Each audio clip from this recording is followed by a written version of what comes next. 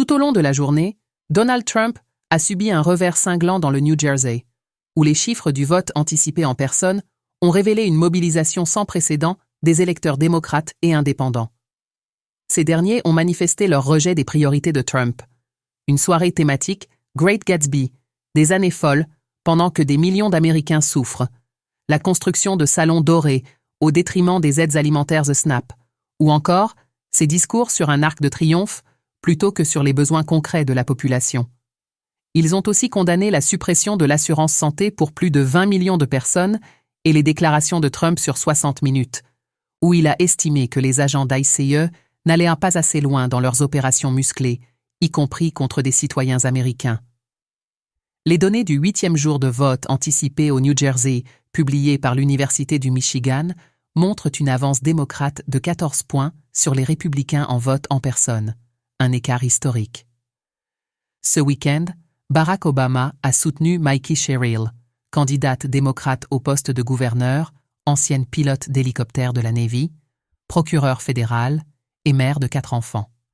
Obama a dénoncé l'adversaire MAGA de Sherrill, Jack Ciattarelli, qui brigue le poste pour la 3e fois consécutive et attribue un A ou A+ à Trump, affirmant qu'il le laisserait agir à sa guise dans l'État, même au prix d'emplois supprimés ou du projet de tunnel Gateway abandonné. Un sondage NBC News indique que les démocrates mènent de 8 points, 50% contre 42%, dans la course au Congrès, la plus large avance depuis 2018. Sur l'inflation, le coût de la vie, la classe moyenne et l'économie, 63 à 70% des Américains estiment que l'administration Trump n'a pas tenu ses promesses, y compris parmi les indépendants.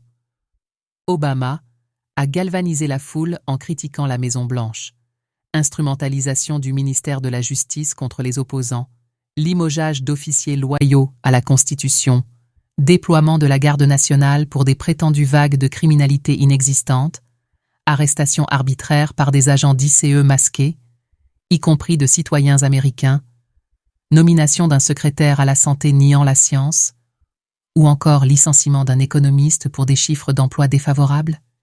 Il a appelé à voter pour des leaders comme Mikey Sherrill, qui craint des emplois, baisse les coûts, unissent et servent les citoyens sans obéir aveuglément à Washington.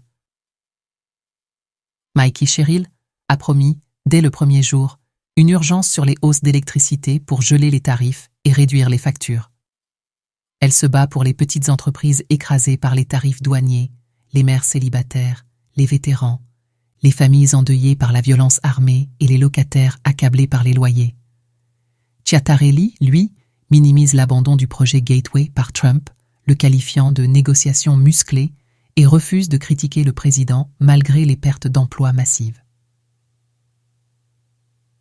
À New York, les inscriptions démocrates ont bondi de 146 000 depuis février.